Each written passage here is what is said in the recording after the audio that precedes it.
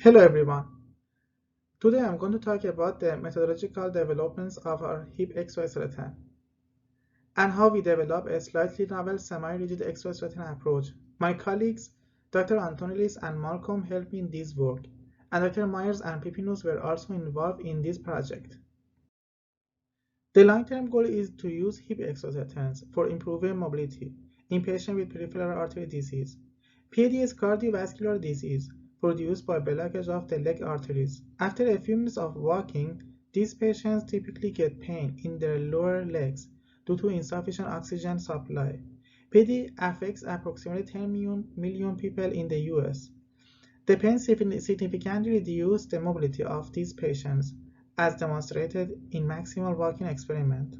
Early studies from UNO showed that these patients have worse gait biomechanics, such as reduced joint power. For example, in the table, the author showed reduced joint work at the ankle, but also at the hip. Different groups are developing therapies and devices to help these patients. For example, Dr. Myers, her team, researched the effect of AFO, an elastic ankle exoskeleton that could assist their walking. Since a few years ago, robotic exoskeletons can reduce metabolic costs in healthy individuals. There is a wide variety of exoskeletons for each joint. Some authors pointed out that the biological muscles of the ankle joint are already very efficient because of the large tendons, such as the wide Achilles tendon in this figure, which stores and returns the energy. Even though the first exoskeletons that could reduce metabolic costs were ankle exoskeletons, it might be possible to obtain larger reduction by assisting less efficient joint. For example, the hip extensors muscle do not have efficient elastic tendons, so assisting the hip could allow for higher reduction. In a study from our group that is scheduled to appear in PLOS Computational Biology provides additional evidence in this regard. In this study, we estimated the metabolic cost of different muscle groups using different simulations.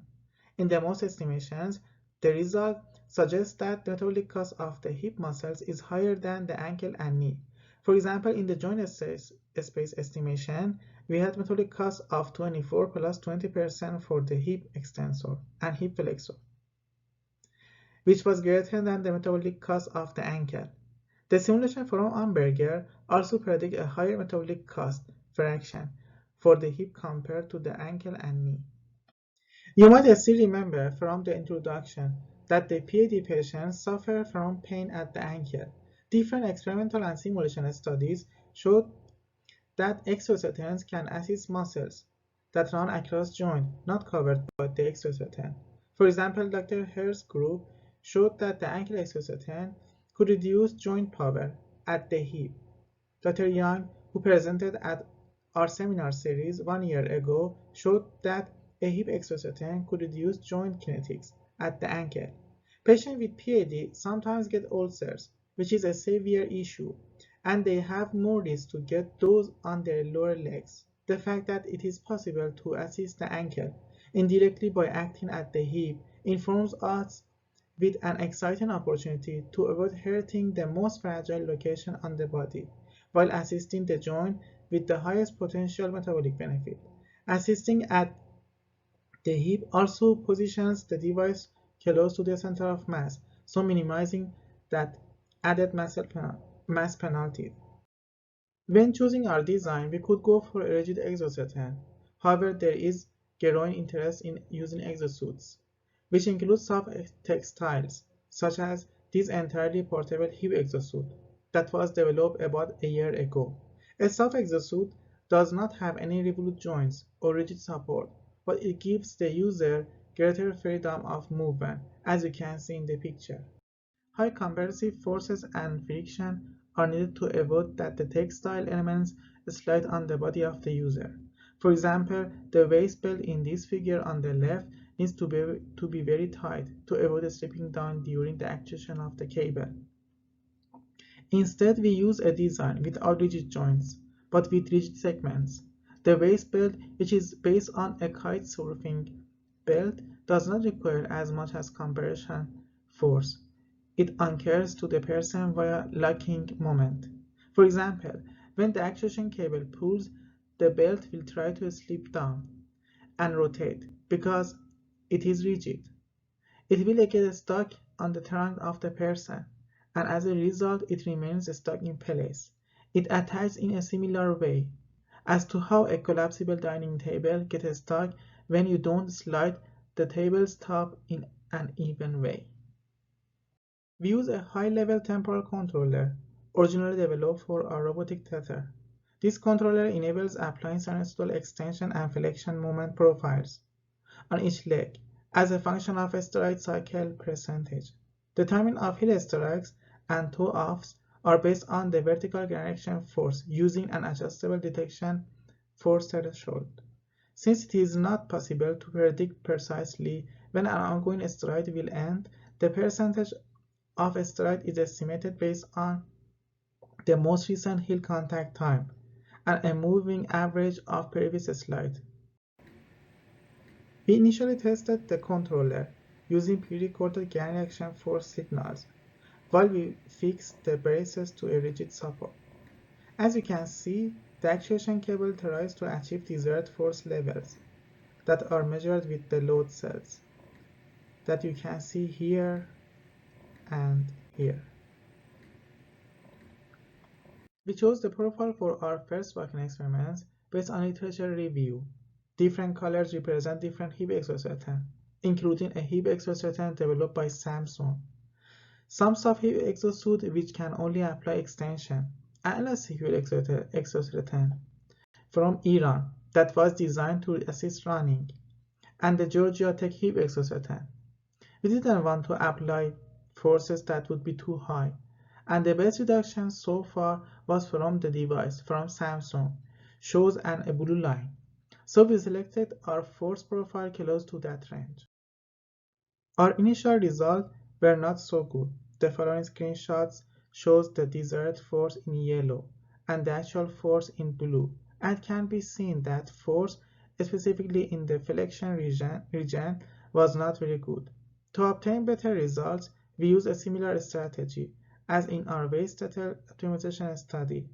First, we evaluated different springs based on the expectation that there would be a sweet spot where the spring stiffness would minimize the error. Next, we adjusted the proportional derivative and damping gains of the controller. We were then able to obtain a better force tracking accuracy. In this steroid, the desired force is shown in blue and the actual force is in orange. As you can see, the accuracy is approximately at the same level as similar hip exoskeleton in the literature. For example, this plot from Young's group from Georgia Tech. This video shows the bilateral hip exoskeleton during pilot testing. The two monitors are used for the online controller panel and for entering the controller parameters.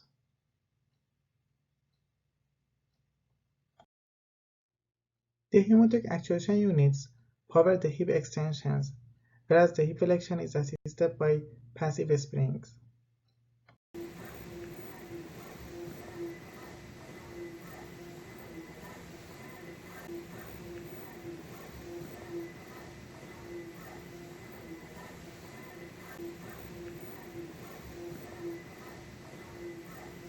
In the future, one of our goals is to use this setup for human-in-the-loop optimization, optimizing exoskeletons for minimizing the total cost of the person can take about 1 hour. However, patients with peripheral artery disease can only walk a few minutes until they feel pain and have to rest. Our goal will be to measure certain variables that are hopefully related to metabolic cost and are quicker to measure, such as gait variability. Then we would use an algorithm that continuously adjusts the assistance to optimize the objective parameter. Finally, we are also interested in devices that could allow patients to walk freely. The figure on the left shows a fully portable exosuit. On the right, there is a commercial exoskeleton from the large automobile company, Honda, which indicates that there is a field where large industries are starting to show interest. To summarize, patients with PAD have blockage at their lower legs. and our aim is to use a hip exoskeleton to assist the ankle indirectly, while staying away from the lower leg area, which is susceptible to ulcers. The exoskeleton is without rigid joint, but with rigid segments, and we think this could offer certain advantages, as it tightly anchors through a locking movement when the actuator pulls. Pilot data shows it is possible to obtain a level of force tracking performance that is on par with certain studies from rigid exoskeletons. With that, I would like to thank my co-authors, and also I would like to thank the team members, Kayla, Sienna, and Alex, and all BRB colleagues for helpful discussions. Finally, I acknowledge support from the COBRE that funds this research, as well as the planning grant that allow us to invite and discuss with exoskeleton experts. Thank you.